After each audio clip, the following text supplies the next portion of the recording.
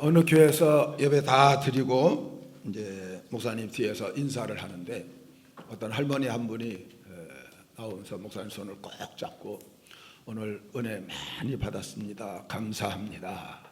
그래서 목사님이 그 얘기를 듣고 이렇게 물었대요. 어떤 은혜를 받으셨습니까?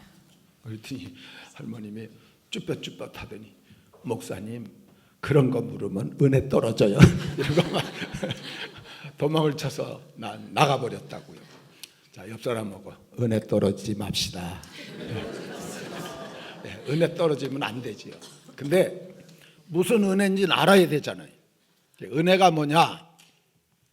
따라하세요. 아, 그렇구나. 네, 이게 지적 은혜라 그래.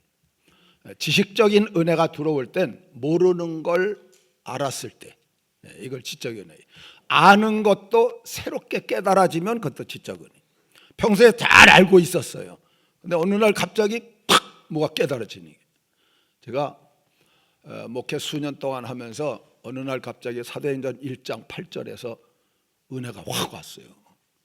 오직 성령이 너희에게 임하시면 너희가 권능을 받고 예루살렘과 온 유대와 사마리아 땅까지로 내 증인이 되리라. 이거 늘 외웠던 말씀.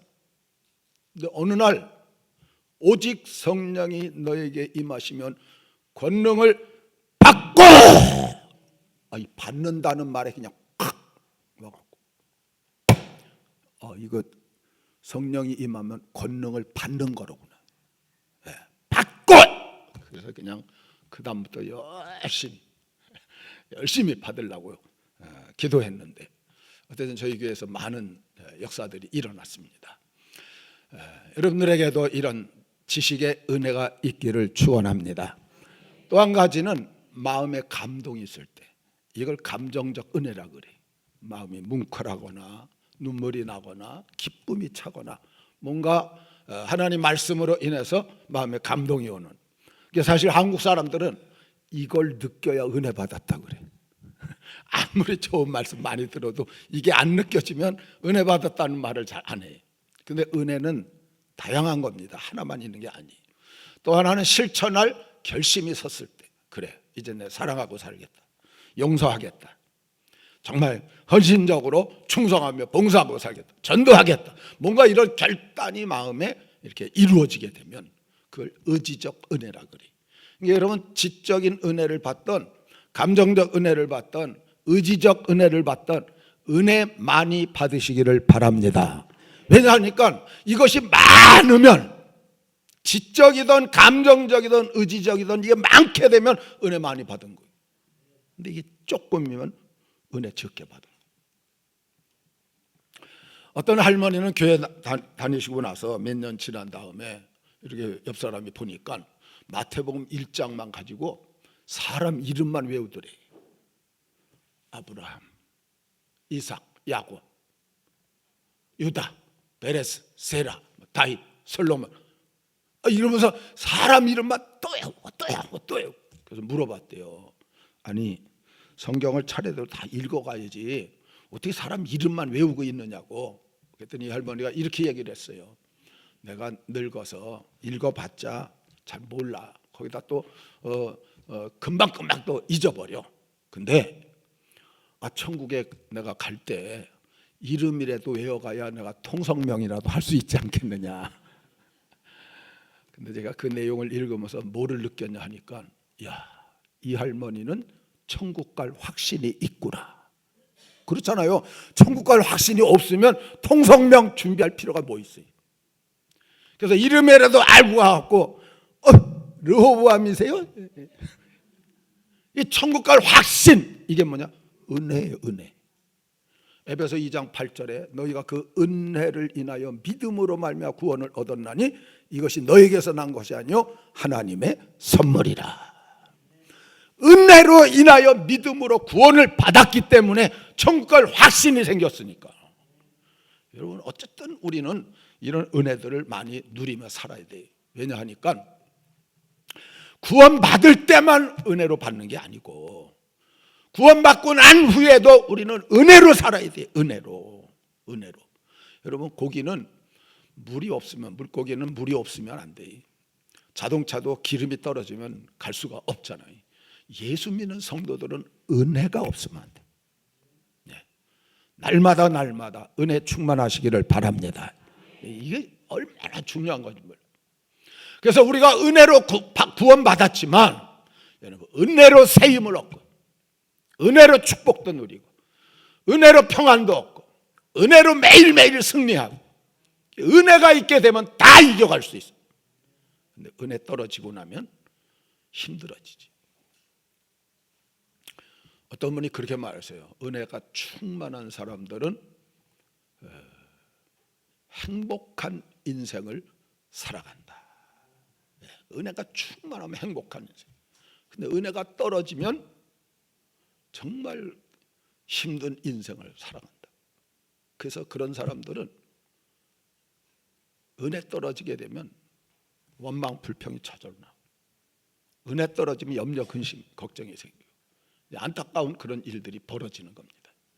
사랑하는 성도 여러분, 받은 은혜가 충만해서 기쁨과 감사가 넘치고, 그래서 여러분들의 신앙생활이 행복할 수 있기를 바랍니다. 그것이 하나님께서 은혜 주신 이유 중에 하나이기 때문에 오늘 본문에도 하나님의 은혜가 나와요. 제가 다는 안 읽었어요. 왜냐하면 너무 길어서 사람 이름만 쭉 나오니까. 그래서 앞부분 뒷부분만 읽었는데, 첫 번째가 신실하게 언약을 지켜서 구세주를 보내주신 하나님의 은혜가 오늘 본문에 나오고 있습니다. 1절 다 같이 한번 읽습니다. 시작. 아브라함과 오늘 본문에는 계보라고 이렇게 나오는데 옛날 성경에는 예수 그리스도의 세계라고 이렇게 나오죠. 아브라함과 다윗의 자손 예수 그리스도의 세계라. 여러분, 마태복음 1장의 이 족보는 특이한 족보예요. 왜냐? 본문의 족보는 1절에 예수로 시작해갖고 16절에 예수로 끝나는 거예요. 그래서 이건 뭐냐? 이것은 완전히 한 분 예수님만을 위한 족보다. 그래서 더 이상 족보는 필요 없어갖고 신약에 마태복음 1장은 요셉의 족보고 누가복음 3장은 마리아의 족보인데 요거 딱 족보 딱 끝나고 나서는 없어요. 더 이상 족보가 필요 없어요. 예수님이 모든 족보를 완성시킵니다. 그래서 더 이상 족보가 필요치 않은데, 우리 성경에는 저기 보세요. 아브라함과 다윗의 자손. 아브라함이 먼저 나와요. 근데 원어상은 다윗이 먼저 나와요. Here's to David. Here's to Abraham. 그래서 다윗이 먼저, 다윗의 후손이 먼저 나오고 그 다음에 아브라함 후손이 나중에 나와요. 다윗을 먼저 강조한 것은 뭐냐 하니까 다윗이 왕이에요.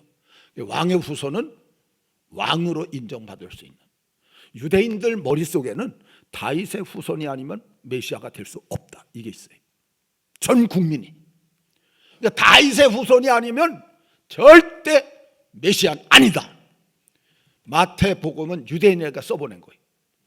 유대인들아 봐라, 아브라함의 후손, 다윗의 후손 예수, 예수님이 다윗의 후손이다. 이걸 강조하기 위해서. 그래서 예수님이 메시아이심을 강조하기 위해서 다윗의 후손을 먼저 써서 보낸 것입니다. 여러분, 진짜 예수님은 우리의 메시아요 구세주이신 줄 믿습니다. 이건 엄청난 하나님의 놀라운 은혜지요. 근데 왜 아브라함의 자손입니까? 창세기 22장 18절 다 같이요. 내 씨로 말미암아 천하 만민이 복을 받으리니 이는 내가 나의 말을 준행하였음이니라. 갈라디아 3장 다 같이요. 이 약속들은 아브라함과 그 자손에게 말씀하신 것인데 여럿을 가리켜 그 자손들이라 하지 아니하시고 오직 한 사람을 가리켜 내 자손이라 하였으니 곧 그리스도라. 여기 창세기 22장 18절은 내 씨, 이게 단수예요. 여러분, 아브라함의 자녀가 많아요. 근데 왜 단수를 썼느냐? 여기 갈라디아 3장에 여럿을 가리켜 자손들이라 하지 않고 오직 한 사람을 가리켜 내 자손이라 하였으니, 이게 여기 내 씨예요. 바로 그리스도라. 그래서 아브라함한테 내 씨로 말미암아 천하 만민이 복을 받으리니, 이게 뭐냐 하니까 구원을 얻고 구원의 축복을 누린다는 거죠. 여러분, 예수로 말미암아 우리가 구원받은 줄 믿습니다. 그리고 구원의 복을 누리잖아요. 그것이 갈라디아서의 한 사람을 가리켰다고. 그가 곧 그리스도 예수라고 이렇게 표현을 해서 아브라함의 자손을 만들어줬는데, 사도 바울이 이걸 연결해 갖고 우리에게까지 이어주셨어요. 얼마나 감사한 일인지 몰라요. 자, 갈라디아 3장 7절 다 같이요. 그런즉 믿음으로 말미암은 자들은 아브라함의 자손인 줄 알지어다. 29절 너희가 그리스도의 것이면 곧 아브라함의 자손이요 약속대로 유업을 이을 자니라. 9절 그러므로 믿음으로 말미암은 자는 믿음이 있는 아브라함과 함께 복을 받느니라. 아멘. 자, 연결합니다. 아브라함의 씨 하나였어요. 천하 만민이 복을 그 씨를 통해서 받는데, 예수님이요. 예수님이 아브라함의 씨로 천하 만민에게 구원받은 후에 하나님의 복을 누리며 살게 하셨는데, 오늘 우리가 예수를 믿으니까 예수님을 통해서 우리가 아브라함과 연결돼 갖고 오늘날 우리가 아브라함의 자손이 되는 거예요. 그걸 이 갈라디아에서 보여주는 거예요. 믿음으로 말미암는 자들은 아브라함의 자손인 줄 알지어다. 너희가 그리스도의 것이면 아브라함의 자손이요. 아브라함의 자손은 뭐냐? 약속대로 유업을 이을 자다. 하나님이 아브라함에게 축복한 모든 언약의 약속들, 그 축복이 우리 것이 된다는 거예요. 이렇게 연결을 시켜놨어요. 그래서 갈라디아 3장 9절에 믿음으로 말미암은 자는 믿음이 있는 아브라함과 함께 복을 받느니라. 이 말이 뭐냐 하니까 아브라함이 받은 복을 믿음이 있는 자도 같이 받느니라, 이런 뜻이라는 거예요. 창세기 12장 1절로 3절에 하나님이 아브라함에 복을 주셨는데, 너로 내가 큰 민족을 이루고 내 이름을 장대케 하고 너는 복의 근원이 될지라. 그리고 예수 그리스도를 통해서 구원을 얻은 우리들이 아브라함의 씨, 그 씨를 믿는 우리들도 아브라함 앞에 예수님을 통해서 연결돼 갖고 아브라함이 받은 복이 우리가 지금 누릴 수 있는 복이라는 거예요. 여러분, 이런 복을 누리시기를 축원합니다. 얼마나 큰 은혜지. 이 은혜가 지금 여기에 마태복음 1장에서 족보에서 우리에게 이 은혜를 보여주고 있다는 겁니다. 그러면 왜 또 다윗의 자손이라고 얘기했느냐? 사무엘하 7장 12절 다 같이요. 내 수완이 차서 내 조상들과 함께 누울 때에 내가 내 몸에서 날 내 씨를 내 뒤에 세워 그 나라를 견고하게 하리라. 아멘. 여기도 씨, 이게 단수예요. 근데 이걸 사도행전 13장 22절 23절 같이 읽어봅니다. 다윗을 왕으로 세우시고 증언하여 이르시되 내가 이새의 아들 다윗을 만나니 내 마음에 맞는 사람이라 내 뜻을 다 이루리라 하시더니 하나님이 약속하신 대로 이 사람의 후손에서 이스라엘을 위하여 구주를 세우셨으니 곧 예수라. 구약에 예언한 다윗의 씨, 아브라함의 씨, 그것이 신약에 보니까 이렇게 이어지는 거예요. 하나님이 약속하신 대로 이 사람의 후손에서, 다윗을 가리키는 거예요. 다윗의 후손에서 이스라엘 위하여 구주를 세우는데 그분이 바로 예수님이다. 그래서 아브라함의 후손, 다윗의 후손 이렇게 표현했는데, 그건 다 메시아 구세주를 우리에게 보내주신 하나님의 은혜를 알려주고 있는 내용이라는 것입니다. 그런데 17절에 좀 어려운 말이 나와 있어요. 17절에 보니까 아브라함부터 다윗까지 14대, 그 다음에 다윗의 아들 솔로몬부터 여고냐까지 14대, 그리고 바벨론으로 이거한 후에 스알디엘부터 예수님까지 14대. 14, 14, 14. 왜 14를 얘기했을까요? 10을 얘기하면 더 편한데 10, 20 이렇게 나가는 게 편하잖아요. 5를 얘기해도 되고. 근데 왜 14를 갖다 얘기했느냐? 여러분, 앞에 아브라함, 다윗, 솔로몬, 여고냐, 이거는 제가 다 쉬어봤어요. 14대가 딱 맞아요. 근데 마지막 스알디엘부터 예수님까지 쉬었더니 남자가 한 명이 모자래. 13번째. 거기에 누가 들어가 있느냐? 마리아가 들어가 있더라고. 마리아가. 이거 아주 독특한 거예요. 나중에 다시 이제 설명을 드립니다. 근데 어쨌든 여기 쭉 내려오면서 12번 요셉, 그 다음에 13번 마리아에서 예수가 나시니라 해갖고 마리아를 집어넣어갖고 다 남자가 남자를 낳는데, 여기만 마리아가 여자가 아들을 낳게 이렇게 만들어 온 장면이. 그래서 요 마리아는 성령께서 잉태시켜 줬기 때문에 비록 여자지만 요 자리에는 성령님이 들어가시면 돼요. 성령님이 들어가서 마리아의 몸을 통해서 예수를 낳게 하시는, 그러면 14대가 딱 맞게 되어집니다. 그런데 왜 이 14를 꼭 이렇게 3번씩이나 고집해서 써놨느냐?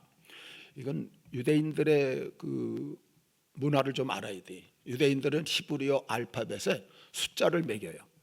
그래서 이 숫자를 보면 히브리어는 오른쪽에서 왼쪽으로 써갑니다. 그래서 여러분들이 바라봐도 오른쪽이죠. 그렇죠. 맨 오른쪽 알렙, 베트, 기멜, 달렛, 해, 바부, 자인 뭐 이런 식으로 나갑니다. 그런데 첫 번부터 이게 알파벳이 첫 번 건 1, 두 번째 거 2, 이렇게 1, 2, 3, 4, 5, 6, 7, 8, 9, 10까지 나오고 그 다음에 11이 아니고 그 다음부터 20, 30, 40, 50, 60, 70, 80, 90, 100, 100일이 아니고 그 다음부터 200, 300, 400 이렇게 정해져 있어요. 이걸 왜 이렇게 정했는지까지는 잘 몰라요. 근데 이걸 가리켜서 게마트리아라고 해요. 그래서 이걸 좀 알게 되면 여러분들이 나중에 계시록 같은 거 해석할 때 상당히 도움이 많이 됩니다. 왜냐니까 14만 4천이 뭐냐? 구약에 선택한 12, 이스라엘 지파가 12이잖아요. 신약에 선택받은 12, 사도들 12명. 그래서 12 곱하기 12 곱하면은 144가 나와요. 거기다 1000을 곱하면 14만 4천이 나와요. 이 1000은 숫자의 완전히 이런 것들을 갖다 좀 게마트, 왜냐하면 성경은 유대인들이 다 쓴 거예요. 유대인들은 이 게마트리아가 그냥 기본으로 알고 있어요. 그러니까 이 14를 갖다 쓴 것도 그런 이유에서 썼는데 왜 하필이면 14를 썼느냐? 다윗이 다비드라 그래요. 다비드. 그래서 요 네 번째 달렛, 이게 4입니다. 요거 1, 2, 3, 4. 그 다음에 바부, 요게 6번째예요. 그래서 다비드라는 말은 다윗이라고 하는데 다윗은 달렛, 바부, 달렛 이렇게 돼 있어요. 그 달렛이 4니까 4 더하기 그 다음에 바부는 6이니까 6 더하기 다시 달렛 하니까 4 합치니까 14가 돼요. 그래서 3번씩 14대로 이렇게 맞춘 것은 마지막에 태어난 예수님은 다윗의 후손이다, 이거 알려주는데요. 그래서 이걸 쉽게 해석하면 14대 14대 14대 이렇게 말할 때 유대인들이 그걸 어떻게 읽느냐? 다윗의 후손, 다윗의 후손, 다윗의 후손 이렇게 본다는 거예요. 그걸 더 쉽게 얘기하면 예수 그리스도는 왕이시요 왕이시요 왕이십니다 이렇게 보는 거예요. 우리는 게마트리아를 모르기 때문에 그렇게 읽을 수가 없어요. 근데 그 사람들은 문화적으로 다 아니까 딱 볼 때마다 예수님이 다윗의 후손 왕이었구나. 그러면 메시아가 될 수 있다. 다윗의 후손이 아니면 이들은 절대 메시아로 인정을 안 하기 때문에. 그래서 3번씩이나 강조를 해갖고 예수님이 다윗의 후손으로 오신 왕 중에 왕이신 메시아요 구세주라는 사실을 우리에게 알려주는 겁니다. 사랑하는 성도 여러분, 예수님은 왕이요 메시아요 구세주이신 줄 믿습니다. 자, 옆 사람한테 한번 얘기했어요. 예수님은 왕이요 메시아요 구세주이십니다. 이야, 삼일교회 성도님들은 머리도 좋아. 그걸 다 기억을 해. 어떤 데서 하보면 예수님 왕이요 그 다음에 뭐랬더라 잊어버리는데 다 아시네. 이게 뭐냐? 하나님 족보의 하나님이 은혜의 언약을 신실하게 지켜서 구세주를 보냈다는 이 하나님의 은혜를 이 족보에서 우리에게 보여주고 있는 것이.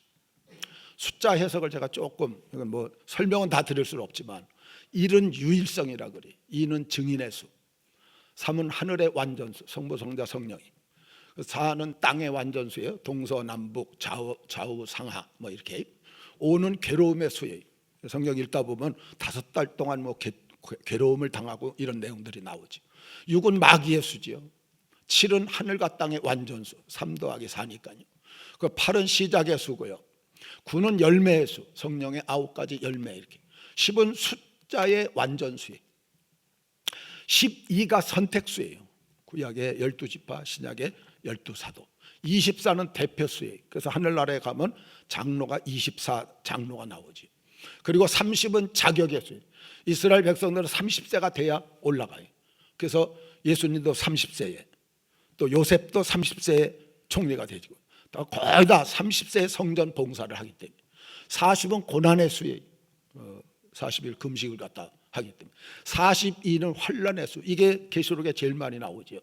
이 환난의 수는 뭐냐? 42가 뭐냐 하니까 여러분 42달, 그러면 이것은 3년 반을 가리키는 거예요. 3년이 36개월에 6을 더하면 42달이 되는 거예요. 이 42는 3년 반, 3년 반, 뭐 7년 대환란 얘기하지요. 그리고 한때, 두때, 반때, 그것도 마찬가지. 1260일, 이거 다 42일. 환란의 수. 50은 새 출발의 수고, 70은 전도 단체의 수고, 666은 짐승의 수고, 마귀의 수지요. 1000은 많은 수, 완전한 수. 이걸 조금 알고 나면 성경 계시록 같은 거 볼 때 많은 도움이 될 수 있습니다. 어쨌든 예수님은 왕이요 메시아예요.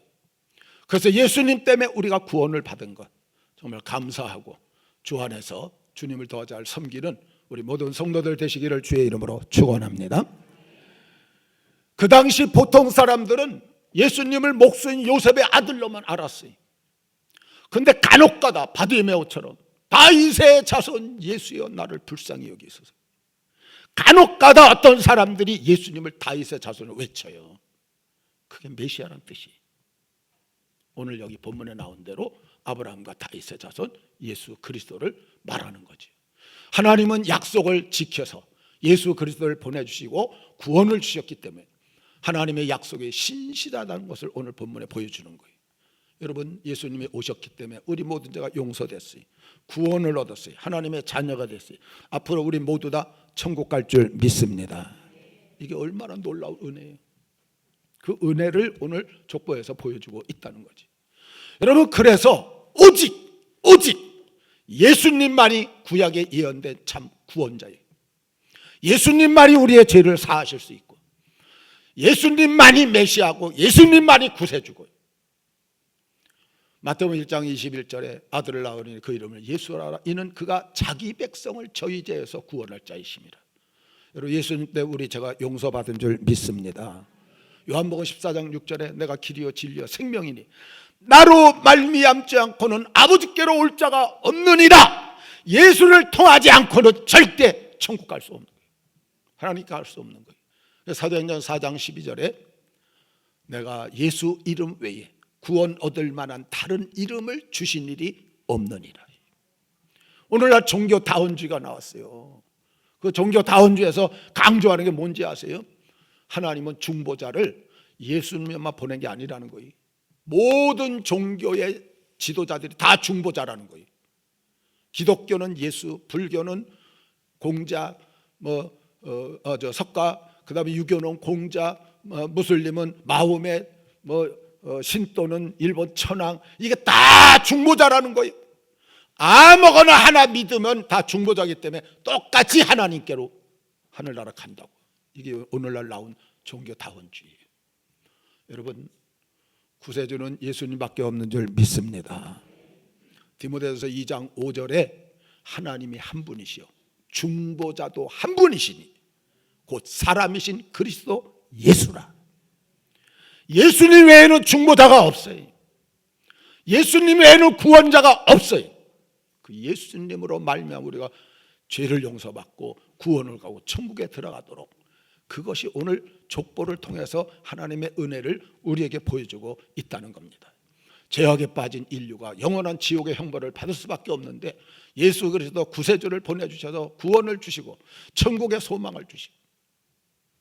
자, 옆 사람은 진짜 감사하며 삽시다.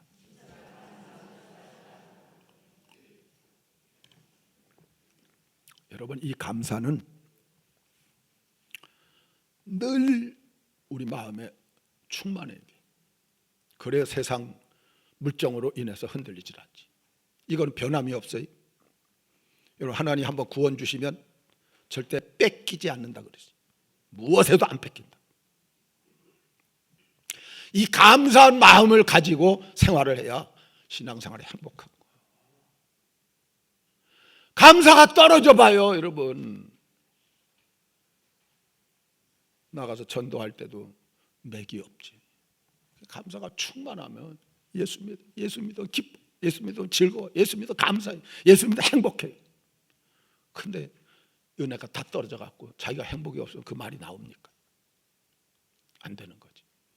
류 앨리스는 미국의 남북 전쟁 때 승리를 많이 거둔 유명한 장군이었어요. 근데 이분은 예수 부활을 그렇게 싫어했대. 그래서 예수 부활했다. 어떻게 죽은 자가 살아나? 이래 갖고 그 부활을 반대하기 위해서 이스라엘 나라를 한 50번은 갔다 왔다 그래. 그리고 유럽에 그냥 전역을 찾아.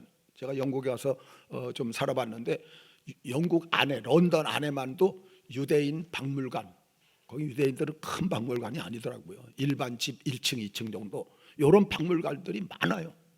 한 도시 안에도. 그러니까 이걸 다 뒤져갖고 이만큼 쌓아놓고 나서 서론을 쓰다가 나중에 거기서 거꾸러졌어요. 그래서 주님 부활하셨습니다. 나의 구세주 메시아이십니다. 고백을 하고 자기가 구원받은 감격에서 다시 책을 썼는데 그게 유명한 배너예요. 여러분들이 영화 봤죠? 배너. 그 배너에 보면 예수님이 배너한테 물도 주고 중간중간 예수님 나타나는 장면이 나오는데 그런 변화를 받아갖고 그 책을 써갖고 정말 전 세계에 엄청난 영향을 끼칠 수 있게 되어진 겁니다. 혹시라도 이 자리에 아직까지 예수님이 나의 구세주요 나의 메시아 되심을 믿지 않은 분이 있으면 오늘 이 시간 마음에 예수님을 나의 구세주로 영접할 수 있기를 바랍니다. 그리고 이미 믿는 분들은 나를 구원해 주셨고 하나님 자녀 삼아 주셨고 천국에 가게 하시고 여러분 기도하면 응답 주잖아요. 어떤 때는 우리 질병도 치료해 주시고 마음의 평안도 주시고 은혜도 주시고 감사하며 행복하게 사시기를 주의 이름으로 축원합니다. 이것이 오늘 본문에서 우리에게 보여준 하나님의 은혜예요. 오늘 본문의 족보는 이렇게 끝나는 거예요. 예수님 이하는 모두 같아서 형제자매. 자, 옆 사람한테 당신은 나의 형제 자매입니다. 꼭 똑같이 따라하면 안 되잖아요. 형제면 형제라고 그래야지 형제 자매를 그러면 안 되지요. 어떤 아버지가 아들이 방탕을 해갖고 그렇게 기도하고 사랑을 베푸어 이래서 교회를 나왔대. 교회를 나와서 예수 믿게 됐는데 얼마 안 돼갖고 같이 집에서 가정예배를 드리면서 아버지가 기도를 했대요. 하나님 아버지. 그러면서 쭉 기도를 했더니 야 아들 너도 한번 기도해봐. 그랬더니 하나님 할아버지. 야 인마 하나님 왜 할아버지라 그래? 아니 아버지가 아버지라 그러니까 나한테는 할아버지지요. 그랬더니 아버지가 야 인마 그런 게 아니고 예수 믿는 사람들은 다 형제자매이기 때문에 누구든지 다 하나님을 아버지라고 불러야 돼. 그랬더니 알았어요 형님. 똑같으니까. 이러고 예수님 이하는 모두 같아요. 네. 다 형제자매예요. 그래서 족보가 끝나는 거예요. 더 이상 족보는 없습니다. 그래서 같은 영적 형제 자매이기 때문에 영적 공동체, 영적으로 한 가족이에요. 자, 다시 한번 옆 사람들, 우리는 한 가족입니다. 싸우지 마세요. 한 가족이 다 천국 들어가요. 그래서 서로 사랑하며 하나 되어서 협력하고 살아야 되는 거예요.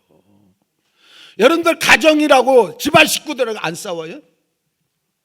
싸우지만 그게 가정이 파괴되면 안 되죠.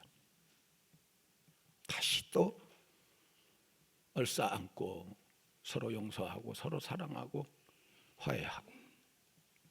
그리스도 안의 공동체가 그런 거지. 여러분 하나님 신실하세요. 말씀은 하나님의 약속이. 우리가 힘들고 어려워도 말씀 붙들고 믿음으로 나갈 수 있기를 바랍니다. 믿음으로 나가서 염려, 근심, 걱정 떨쳐버리고 주님 주시는 은혜와 평안 가운데 정말 크리스마스도 성탄절 얼마 안 남았잖아요. 예수 안에서 행복한 성도로 살아가시기를 주의 이름으로 축원합니다. 그 다음에 두 번째는 마귀를 이기게 하신 하나님의 은혜가 여기 나타났어요. 2절부터는 읽진 않았어요. 뭐 누가 누구를 낳구나 그러니까 예수님 족보의 기본적인 틀을 우리가 보여줘요. 여러분 구약의 족보는 어떻게 됐어요? 몇 세에 죽었더라. 무드셀라는 969세에 죽었더라. 다 열조에게로 돌아갔더라. 향수하고 죽었더라. 이 거의 다예요. 100%는 아니지만 거의 다가 그런 족보로 나와요. 이건 뭐냐? 생명 단절을 강조하는 거예요. 이 땅을 끝내고 이제 조상들 있는, 그래서 믿는 사람들 천국에, 그걸 갖다 보여주는 족보인데 오늘 본문의 족보는 달라요. 제가 다 일일이 이렇게 동그랗게 치면서 찾은 거예요. 낳고라는 단어가 36번 나와요.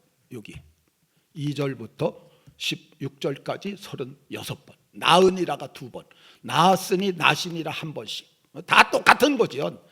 태어났다는 말이 40번이나 여기 계속 나와요. 낳고. 여러분 이것은 생명 탄생을 강조하는 족보. 구약에서는 생명이 단절되고 그런 족보를 보여주지만 마태복음에는 생명 탄생하는 걸 강조하는 족보로 우리가 보여주는데, 내용을 읽어봐서 알잖아요. 아버지가 아들을 낳는 거예요.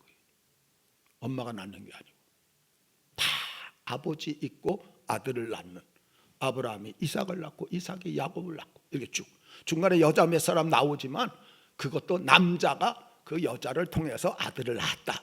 그래서 남자가 낳은 것을 얘기를 하는 거예요. 다 전체. 왜 이 말씀을 드리느냐? 이 기본 틀이 깨지는 게 16절이. 16절에 보면 야곱은 마리아의 남편 요셉을 낳았으니, 야곱은 마리아의 남편 요셉을 낳았으니, 요셉의 족보를 여기서 끝내는 거예요. 낳았으니 하고 딱 끝내버려요. 예수는 뭐냐? 마리아에게서 나시니라. 마리아는 누구냐? 여자. 그러니까 남자의 족보, 남자가 남자를 낳고 남자가 낳고 다 그러다가 요셉을 낳았으니 그러면 요셉에게서 예수가 나시, 이러면 예수님도 똑같은 게 돼.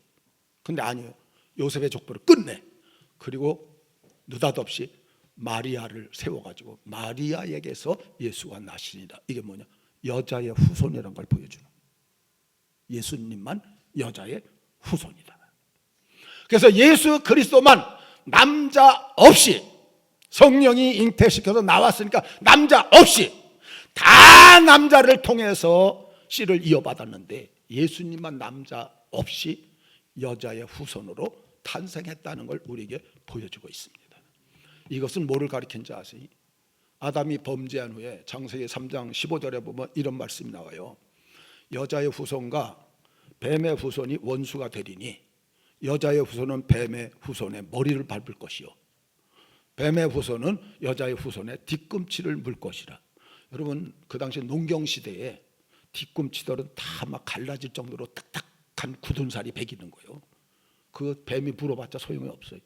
근데 머리를 밟아버리면 어떻게 돼? 그냥 즉사하게 죽는 거죠. 그러니까 이거는 사단을 이기고 마귀를 이기고 승리하는 예수님을 이 땅에 태어나게 하셨다. 이걸 우리에게 보여주는 게 16절. 요한일서 3장 8절 같이 한번 읽어봅니다. 죄를 짓는 자는 마귀에게 속하나니 마귀는 처음부터 범죄함이라. 하나님의 아들이 나타나신 것은 마귀의 일을 멸하려 하심이라. 아멘. 하나님의 아들 예수님이 나타난 것은 마귀의 일을 멸하려. 여기 보니까 마귀가 아니고 마귀의 일이에요. 마귀가 하는 일들을 폐하시도록. 그러니까 여인의 후손은 뱀의 머리를 밟으리라. 그 여인의 후손이 예수님인데 여기 그러잖아요. 하나님의 아들 예수님이 나타난 것은 마귀의 일을 멸하려. 히브리서 2장 14절 15절 같이 한번 읽어봅니다.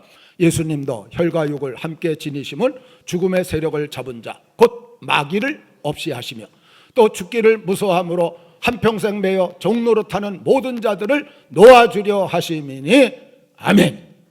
무슨 말이? 요한일서 3장 8절은 마귀의 일, 마귀의 사역을 멸하는데 히브리서 2장에 와서는 아예 마귀를 없이 하시며, 여자의 후손이 뱀의 머리를 짓밟는다고 창세기 3장 15절에 예언을 했는데, 마리아에게서 예수가 나시니라. 예수님만 여자의 후손으로 적고 있는 거예요. 그래서 예수님을 통해서 마귀를 이길 수 있도록, 그래서 마귀의 사역도 물리치고 마귀 자체도 물리치고 놓아주려 하심이니 우리는 자유롭게 은혜롭게 살아가도록 만들어주신 이 하나님의 은혜, 마귀를 이기게 하신 하나님의 은혜가 오늘 본문에 기록됐다는 거예요. 여러분, 마귀의 하늘이 뭐예요? 사망의 두려움 주는 거예요. 저희 집사람이 요양보호사로 어떤 일을 하는데 참 어려운 병을 안고 계시, 일어나지도 못하고 누워서 누가 이렇게 줘야만 돼. 근데도 더 사시려고 아주 애쓰는 모습.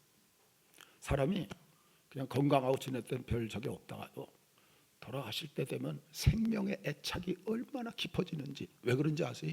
사망의 두려움 때문에 그런 거예요. 여러분, 마귀는 점치게 하지요. 이사 갈 때 손 없는 날 잡게 하지요. 결혼위해서 사주팔자 관상을 보고 궁합을 보게 하고 길이를 또 잡아야 돼요. 내가 이사 가는 얘기 한번 해줄까요? 이사 가는 때 어느 날 가요? 손 없는 날 가요. 손 없는 날. 손이 뭐예요? 그 귀신이에요. 귀신이 그날 놀러 갔대. 그래서 살짝 빠지면 안 따라오잖아요. 그래서 이사 가는 날이래, 그날이. 근데 얼마나 어리석어요? 저 집에 갔더니 그 집 귀신이 기다리고 있는데. 이게 귀신들이 하는 장난이에요. 그래서 집 들어가게 되면 고수레 한다고 그냥 밥이나 떡이나 이런 것도 뿌려야 돼요. 연초면 1년 운세를 봐야 하고, 매주 월요일은 주간 운세 봐고, 구술하고 욕심 사납게 자기중심적인 삶으로 세속에 휩쓸려서 종노릇하면서 살게 하는 게 이 마귀가 하는 일이에요. 예수님이 이 마귀를 물리치고 마귀의 사역도 물리쳤다는 거예요. 자유가 없어요. 얽매임 속에 사는 거예요. 그래서 에베소 2장 1절로 3절에 보니까 공중의 권세 잡은 자, 그 권세 잡은 자 안에서 세상 풍속을 쫓아가는 게 이게 안 믿는 자들의 모습인데, 오늘 저와 여러분들은 다 자유예요. 손 없는 날 관계없어요. 귀신이 있다가도 우리가 그 집에 이사가면 쫓겨날 줄 믿습니다. 저희가 학생들, 청년들 데리고 인도네시아에 단기 선교를 간 적이 있었는데, 거기에 귀신 들린 아주머니가 있어갖고 우리 청년들은 귀신 들린 사람 본 적도 없는 애들이, 그래서 앞으로 나오라 그랬고 와서 의자에 앉혀놓고 찬송 몇 곡 부른 다음에 같이 그냥 통성으로 막 기도하는데 막 괴성을 지르고 몸을 그냥 하고 난리인데, 나중에 앞으로 그냥 팍 고꾸라져. 눈동자가 그냥 하얗게 뜨고 그냥 뭐라고 소리 지르는데 피를 달라 막 이러고 그냥 꽉 고꾸라졌다가 이렇게 세우니까 눈동자가 정상으로 돌아오고 입에서 말이 끝나고 예배 잘 드리고, 오늘날도 주님은 예수의 이름으로 마귀를 물리치고 계신 줄 믿습니다. 여전히 역사하고 계십니다. 로마서 12장 1절로 2절에 보니까 그리스도 안에 있으면 결코 정죄함이 없고 생명의 성령의 법이 죄와 사망의 법에서 너를 해방하였음이라. 우리 모두를 자유하게. 아무 날짜에 거칠 거 없어요. 여러분들 자녀들 결혼한다 그러면 이것저것 보러 다니지 마세요. 기도하면서 잡으면 그날이 축복의 날이에요. 세상 그런 풍속에 우리가 갈 필요가 없습니다. 요한복음 16장 33절에 보니까 너희가 세상에서 환난을 당하나 담대하라, 내가 세상을 이기었노라. 요한일서 5장 4절에 보니까 우리가 세상을 이김은 이것이니 곧 우리의 믿음이니라. 주님이 다 이겨놨어요. 우리는 믿기만 하면 이겨갈 수 있도록 이 은혜가 지금 우리에게 보여주는 거예요. 여인의 후손으로 태어나게 하신 이유입니다. 공중의 권세 잡은 사단의 유혹과 죄악이 많은 세상에서 예수님 의지하고 믿음으로 살아서 늘 주 안에 자유, 평화, 해방을 누리며 사시기를 주의 이름으로 축원합니다. 또 한 가지가 있는데 그건 비천한 자도 존귀하게 쓰신 하나님 은혜예요. 여러분, 한국의 족보는 왜 써요? 조상의 뿌리를 확인하는 거예요. 저도 족보가 있는데 장시예요. 이렇게 두꺼운 거 12권. 내가 어디 있는지 찾지도 못해. 근데 조상 뿌리 확인하면서 그 다음에 가문의 영광을, 인물을 자랑하려고 하는. 우리 조상 중에 이순신의 맷째조 선조야, 이거 자랑해요. 자기는 아무것도 아닌데 이순신 장군 자랑해. 그게 족보예요. 근데 여러분, 오늘 족보를 바라보면 예수님만 위한 거예요. 그런데 보니까 선택된 자는 비천해도 귀하게 쓰임받는 은혜가 있다는 걸 우리가 보여주는 거예요. 얼마나 감사한 일인지 몰라요. 이스라엘은 장자가 부모를 다 계승을 해요. 장자가 최고예요. 이스라엘도, 우리나라도 한동안 그랬었지만. 근데 오늘 예수님의 족보에는 장자보다 차자나 다른 아들들이 조상의 계승자로 올라오고 있다는 거예요. 유대인들의 입장에서는 이게 말이 안 되는 거예요. 장자를 올려야 되는데 장자가 아닌 차자나 다른 아들, 혹은 여러분 기생도 나오잖아요. 불륜을 저지른 사람도 나오고 이방 여인들도 나오고. 유대인들한테는 이건 있을 수 없는데 이게 주님이 비천해도 자격이 없어도 모자라도 얼마든지 존귀하게 변화시켜 쓰실 수 있다는 걸 보여줍니다. 그래서 장자권을 승계한 걸 보면, 여러분, 아브라함의 아들은 이스마엘이 첫째예요. 13살 차이가 나요. 근데 이스마엘이 아니고 이삭이. 이삭의 아들 에서가 먼저 나왔지요. 그러나 에서가 아니고 야곱이. 야곱의 아들 12아들 르우벤이요. 근데 르우벤이 서모 비라와 동침함으로 인해서 잘림을 당하고 유다가 네 번째 유다. 그래서 여러분, 예수님은 유다 족속에서 나온 유다가 장자 승계권을 얻어서. 그 다윗 왕은 8번째 아들이, 솔로몬은 10번째 아들이고. 이런 자격 없어도 하나님이 세워줬다, 얼마든지 하나님이 세워줄 수 있다, 이걸 우리한테 보여주는 거죠. 여인들은 어때요? 다말, 유다의 며느리잖아요. 근데 아들을 안 주니까 몰래 그냥 소복을 입고 유다를 꼬여가지고 동침을 해서 베레스와 세라를 낳는데, 그 여인의 이름이 여기 나온다니까. 그 라합은 뭡니까? 술 팔고 몸 팔고 기생이에요. 그런데 이스라엘 12명의 정탐꾼을 숨겨주고 나서 나중에 그 정탐꾼 중에 한 명인 살몬과 결혼을 해요. 그래서 다윗 왕의 이제 선조가 되는 거지. 여러분, 룻은 뭐예요? 모압 여인이에요. 모압에서 이름 없이 빚도 죽을 사람인데 나오미 시어머니를 따라와갖고 어머니의 하나님이 나의 하나님입니다 믿음으로 왔더니 성경에 기록되는 유명한 인물이 됐지. 밧세바, 사실은 햇사람 우리아의 아내예요. 안타까운 일이지만 어쨌든 그가 나중에 다윗의 아내가 되는데 결국은 그의 아들이 왕이 되는 거예요. 솔로몬. 이건 뭐를 가리키느냐? 부족해도 비천해도 낮아도 없어도, 정말 뭐 하나 드러낼 거 없어도 하나님이 은혜 주면 얼마든지 귀하게 사용될 수 있다, 이걸 보여주는 거예요. 이건 너무너무 우리가 감사해야 될 일이에요. 저도 사실은 우리 친구들한테 항상 그렇게 얘기해요. 내가 만약 예수 안 믿었으면 난 논두렁에서 술 마시고 가다가 그냥 거꾸로 처박히고 죽을 사람이었다고. 우리 아버지가 술 고래예요. 나도 그 유전자 받고 있으니까. 근데 예수 믿었더니 하나님께서 어쨌든 여기까지 오도록 만들어 주신 것도 비천한 자를 존귀하게 쓰시는 놀라운 모습이지. 고린도서 1장 26절 29절에 보면 바울이 이렇게 말합니다. 고린도 교인들이여, 너희 가운데 지혜자가 많지 않고 능한 자 문벌 좋은 자가 많지 아니하도다. 그러나 하나님은 미련한 것을 택해서 지혜로운 자를 부끄럽게 하신다. 하나님은 약한 걸 택해서 강한 것들을 부끄럽게 하신다. 천한 것, 멸시받는 것, 없는 것을 택해서 있는 것들을 패하시는 분이 하나님이시다. 하나님은 죽이기도 하고 살리기도 하고 높이기도 하고 낮추기도 하고 하나님 마음대로 하실 수 있는 이런 하나님이 오늘 본문에는 이런 장자가 될 수 없는 자들을 장자로 세우고 비천한 여인들을 예수님 족보에 올리고 정말 존귀하게 만들어준 것을 오늘 우리에게 보여줍니다.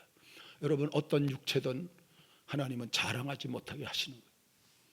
어쨌든 하나님은 저와 여러분을 바꿀 수 있는 줄 믿습니다. 변화시켜 주실 수 있는 줄 믿습니다. 더 잘되게 하실 수 있는 줄 믿습니다. 지금 아무리 좋아도 더 좋은 게 앞에 있다는 걸 잊지 마세요. 아무리 지금 안 좋아도 하나님은 얼마든지 뒤집어 엎을 수 있다는, 우리를 새롭게 변화시킬 수 있는, 여러분 하나님 만나시고 은혜를 누리시기를 바랍니다. 하나님 오늘도 은혜를 베풀고 계시. 은혜 받으면 누구나 귀하게 쓰임 받을 수 있어요. 불가능을 가능케 하시, 없는 걸 있게 하시, 모자람을 풍성하게 채우시는 분이 하나님이신 줄 믿습니다. 아브라함 갈대아 우르에서 그냥 우상장사의 아들로 사라질 사람이 하나님께 부름받더니 믿음의 조상이 되었어요. 요셉도 사실은 가나안 땅에서 그냥 아들들 중에 12아들 중에 하나일 뿐이지. 애굽에 팔려서 고생을 많이 했지만 어쨌든 애굽의 총리가 돼갖고 기근 때 엄청난 사람들을 살렸지. 다니엘도 포로로 끌려갔어요. 포로로 끌려갔지만 그가 하나님의 은혜를 얻어갖고 결국은 나라가 3번 바뀌는데 다 총리를 해요. 왕들이 뭐 여러 바뀌는데도 계속 총리를 하는 특별한 인물로 하나님이 삼으셨죠. 예수님의 12 제자들도 마찬가지죠.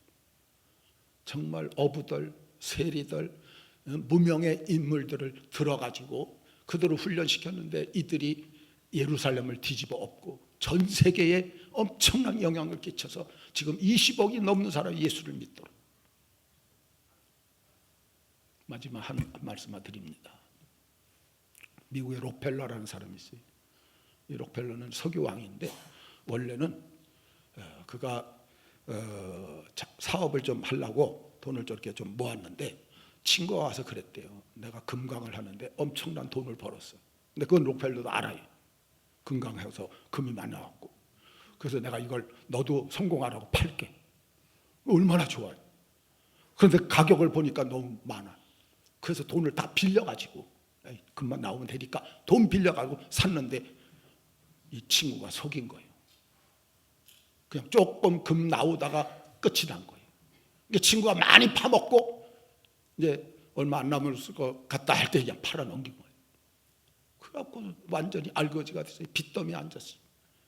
그래서 도저히 견딜 수 없어갖고 록펠러가 그 탄광에 들어가서 그 금맥을 캐던 그 자리에 일꾼들은 돈을 안 주니까 다 뿔뿔이 다 갖고 거기에 엎드려서 그 어둠 속에서 3일을 금식했대요.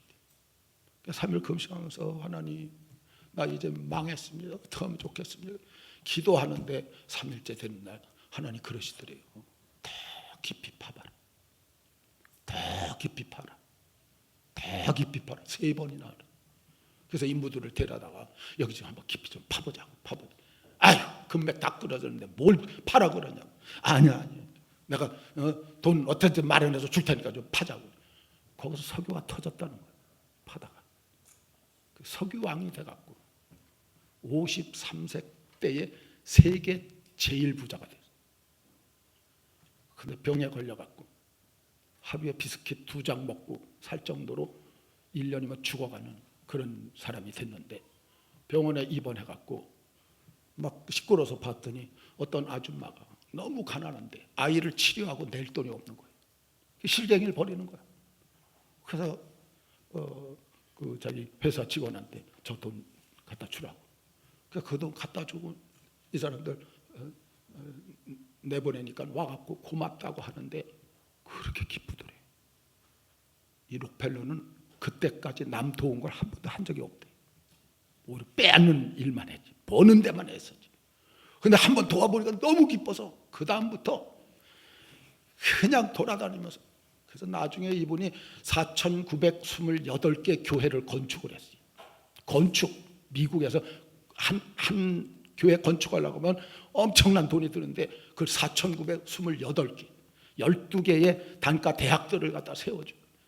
그래서 엄청나게 많이 도우더니 나중에 그가 1년이면 죽는다는 사람이 98세까지 살고 그 당시 최고로 좋은 일 많이 한 사람으로 1등이 되고 하나님 앞에 정말 귀하게 쓰임받게 되어졌다는 거예요. 사랑하는 성도 여러분, 오늘도 하나님 살아계신 줄 믿습니다. 우리 말씀의 약속을 붙드시고 마귀를 이기며 세상에 물들지 않고 부족하지만 귀하게 쓰시는, 또 우리를 변화시킬 수 있는 하나님의 은혜 충만히 받고 정말 하나님 안에서 귀하게 쓰임받는 우리 모든 성도들 되시기를 주의 이름으로 축원합니다.